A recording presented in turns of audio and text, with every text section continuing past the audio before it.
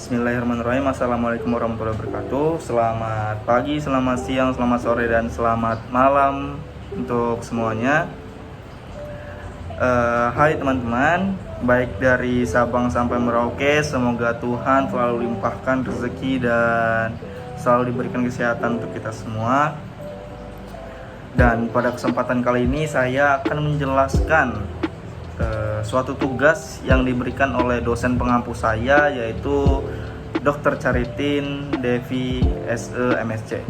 Terima kasih kepada beliau karena telah memberikan kesempatan kepada saya untuk menjelaskan tugas ini dalam video materi. Baik, terkait materi yang saya bawakan pada kali ini yaitu terkait Human Capital Investment atau investasi modal manusia, yang dimana sesuai dengan mata kuliah yang saya ampuh, yaitu mata kuliah Ekonomika, SDM, dan Ketenagakerjaan. Next. Baik, sebelum itu selamat datang di presentasi dari saya, yaitu Eri Septian dengan NPM 2140402029 yang akan memandu kalian semua dari presentasi dari awal hingga akhir video. Makanya cermati dan dengan seksama agar lebih mudah dipahami. Baik, langsung saja. Yang pertama, kita harus mengetahui apa itu Human Capital Investment. Human Capital Investment dalam bahasa Indonesia ialah investasi modal manusia, yakni pengaruh pendidikan formal terhadap tingkat pertumbuhan ekonomi. Maksudnya begini, maksudnya semakin tinggi pendidikan formal yang diperoleh oleh seseorang, maka akan meningkatkan produktivitas kerja orang tersebut juga. Nah, makanya hal ini berarti sejalan dengan teori Human Capital Investment, bahwa pendidikan mempunyai pengaruh terhadap pertumbuhan ekonomi karena pendidikan berperan dalam peningkatan produktivitas angkatan kerja yang bekerja. Peningkatan mutu modal manusia tidak dapat dilakukan dalam waktu yang singkat, namun memerlukan waktu yang cukup panjang, bahkan sangat panjang. Next, itu ada investasi modal manusia. Jadi investasi modal manusia itu pada dasarnya sama dengan investasi faktor produksi seperti yang lain. Dalam hal ini juga diperhitungkan rate of return-nya atau manfaat dari investasi pada modal manusia. Bila seseorang akan melakukan investasi, maka ia harus melakukan analisis biaya manfaat terlebih dahulu, sebagaimana yang disebutkan oleh Hastarini pada tahun 2005. Lalu poin kedua, itu investasi modal manusia melibatkan biaya awal seperti biaya kuliah dan kursus pelatihan, merupakan pendapatan saat di sekolah dan mengurangi upah dan produktivitas selama periode pelatihan, yang diharapkan individu atau perusahaan untuk memperoleh pengembalian di masa depannya, misalnya melalui peningkatan pendapatan atau produktivitas perusahaan yang lebih tinggi. Poin ketiga, yaitu ada beberapa indikator yang digunakan dalam mengukur kualitas Human Capital Investment ini, yakni antara lain IPM, indeks pendidikan, indeks kesehatan, dan lain-lain.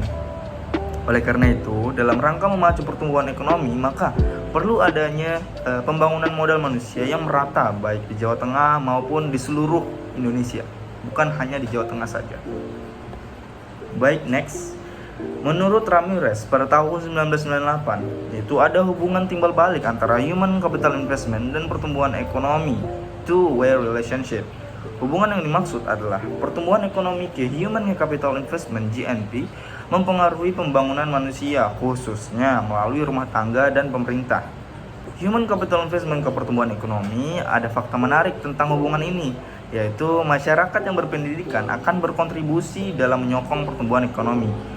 Jadi tingginya pendidikan manusia itu akan mempengaruhi ekonomi melalui peningkatan dan kapabilitas masyarakat. Pendidikan pada diri seseorang itu dapat meningkatkan kemampuan dalam memperoleh dan menggunakan informasi, dan memperoleh juga pemahaman akan perekonomian serta memberikan pilihan apakah seseorang ingin menjadi konsumen, produsen, atau menjadi warga negara biasa saja. Secara tidak langsung, pendidikan juga berpengaruh dalam pemenuhan kebutuhan pribadi seseorang juga, dengan cara meningkatkan produktivitas sehingga akan mencapai standar hidup yang lebih baik. sebagaimana yang disebutkan oleh Gaia pada tahun 1993. Angkatan kerja yang bekerja, modal fisik dan tanah dapat mengalami diminishing return, sedangkan ilmu pengetahuan tidak bisa. Jadi, investasi modal manusia merupakan faktor utama dalam peningkatan produktivitas faktor produksi secara total, yang dijelaskan oleh Kuncoro pada tahun 2004. Oke, next. Oke, berikutnya yaitu adalah tingkat pendidikan pada ekonomi. Tingkat pendidikan yang tinggi dapat meningkatkan kapasitas inovasi pengetahuan dalam perekonomian, sehingga akan muncul teknologi baru, produk baru, dan proses produksi baru.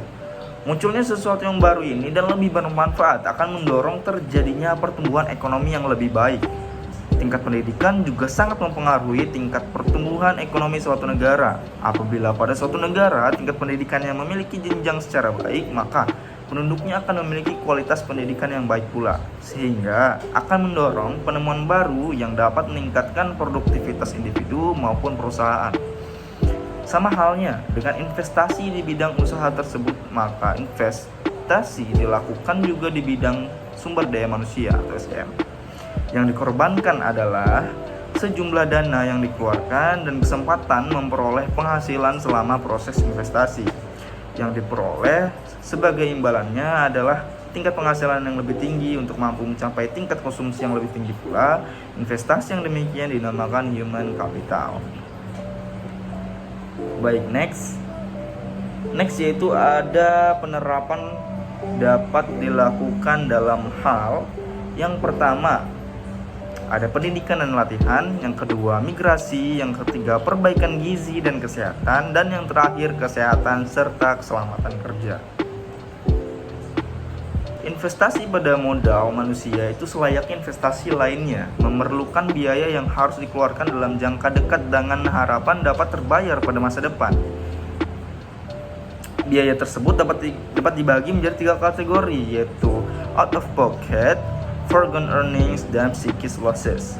Saya akan menjelaskan satu-satu. Yang pertama yaitu out of pocket atau biaya langsung, yaitu biaya yang secara langsung kita keluarkan sebagai bagian dari investasi yang kita lakukan, diantaranya biaya kuliah, biaya membeli buku, dan keperluan lainnya. Yang kedua yaitu foregone earnings atau penghasilan yang hilang. Selama masa investasi, melanjutkan pendidikan, mengikuti kursus dan pelatihan, itu biasanya kita tidak dapat bekerja. Hal ini menyebabkan kita tidak memperoleh upah yang kita terima jika kita bekerja. Yang terakhir yaitu psychic losses atau biaya psikis, yaitu biaya yang tidak secara langsung kita keluarkan, tetapi berhubungan dengan psikis individu. Hal ini terjadi karena belajar biasanya susah dan membosankan. Baik, itu saja menurut saya mengenai materi tentang investment human capital atau investasi modal manusia. Sekian dari saya, kurang lebihnya mohon dimaafkan. Terima kasih yang telah menonton. Saya undur diri. Wassalamualaikum warahmatullahi wabarakatuh. Terima kasih.